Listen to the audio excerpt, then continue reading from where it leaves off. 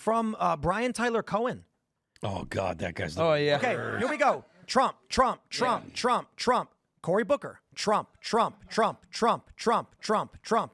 Wild, dude. What's going on, you guys? Today we have Tim Pool spazzing out. Brian Tyler Cohen has Tim Pool triggered for some reason. I have no clue. I'm giving my commentary. Let's get into it. To see their ridiculous points. That's how I even came across this whole Judge Dugan thing and how they were crying and complaining how stupid they are. But yeah, you're right. Half of it is them literally complaining about Trump or saying, look at me prove this Trump supporter wrong on tariffs. Like, that's literally all they do. They put Trump in a thumbnail and show something about MAGA being stupid, whatever it may be. Like, that's what they do. Every big left-wing political commentator. And you're right. They don't have anybody big on their side. I mean, AOC is the biggest and Bernie, but...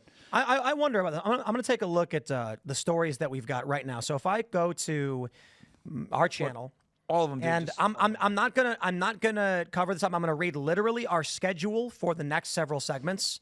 Here's how we do this at Timcast. At the end of every show, Kellen, one of our producers, comes in and he says, here are the unique segments from the show. I then look at the titles and either agree or say maybe change this one, and then he and the team will thumbnail up. I think Kellen does all the IRL clips. They're nodding at me, yes. And then they get scheduled for the rest of the week.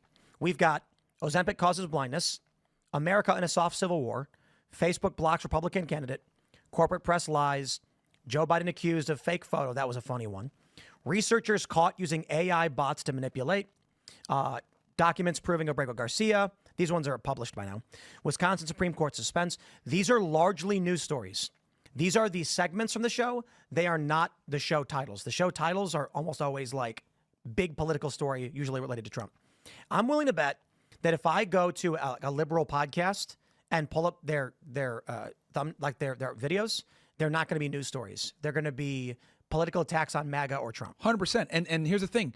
They do that because that's really the only way they get views a lot of times, because the people are tired. Like the past 10 to 15 years, people have been really tired of this woke agenda, and like liberal content creators have not been getting as much traction. So the way they do it is they just got to insult or attack conservatives or Trump. That's how they do it. You have to give it to these guys for, attempting to use misdirection. The truth is that Donald Trump is the president of the United States. Last time I checked in this country, public figures are subject to public scrutiny. They put themselves out there. That means that they can be talked about, and that you cannot shame someone for saying something that they disagree with, if they disagree with the things that Trump is doing. And it just so happens that he's doing a lot of things that people disagree with. I'm sure that some Wall Street apologists could say that Tim Pool was milking his come up whenever he was covering the Occupy Wall Street breakthrough. He was covering that for about an entire year. You want to say that Tim Pool was milking that, or was he giving the proper coverage to something that is actually looking to be silenced, that people didn't want to talk about? I mean, you have Trump literally saying that these progressive media outlets are the enemy of the people. I believe he actually said that in post-2016. So it's clear why, his followers, why Trump's stooges are going to just blindly say that, they're going to make any reason for why talking about Trump in a negative light is the wrong thing to do. But when you have someone who is very clearly symbolic of the dysfunction of our current system, you have to point it out. Going to, again, not selective. I'm going to read directly the list from Luke Beasley. First one, watch reporter destroy Trump. Second one, psychologist explains why Trump is effed in the head. The next two are members only bonus shows. The next one is watch Trump's face as his own fans lose it.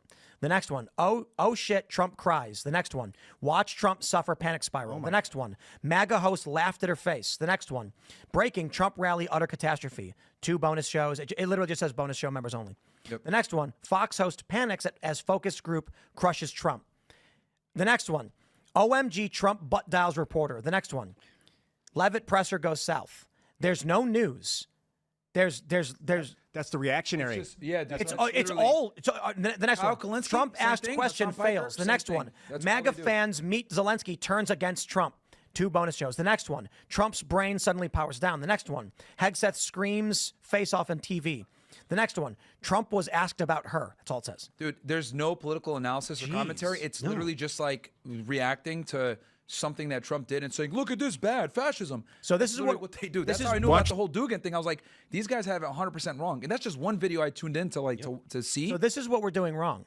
Like, I just read the segments for you guys. Ozempic, the soft civil war, Facebook blocks a Republican candidate, the corporate Which is outrage stuff. corporate press lies, deport Detroit woman, Joe Biden fake photo, researchers caught the AI bots, court docs of Brigo Garcia. Like, here's how we do this show. So in the morning when I'm doing the morning show, I'm lining up all of these different stories and I'm reading everything. Then before Timcast IRL, at about 7:15, I come in. I've already got a bunch of stories pulled up. We then start arranging them in ways that that largely I do it, making what I think makes sense. If we're starting with this story, these stories make sense and we'll go in this order. Sometimes we change it. I then ask the crew, what do you guys think is the big lead story of the day? Today we were like, it might be the Ukraine thing. We actually didn't get into this agreement on minerals. And then we talked about it. We're like, I don't know, Trump saying that. Again, I'm going to go back to the enemy of the people. You know, this is what Trump is calling anyone who's calling out his crap. It's very easy to just, say that, oh, these are the people that are doing something wrong, instead of saying, okay, well, why?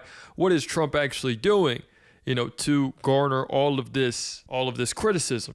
He's like alluding to suspending habeas corpus is massive. Yep. We then record each segment using the news story as the launching point.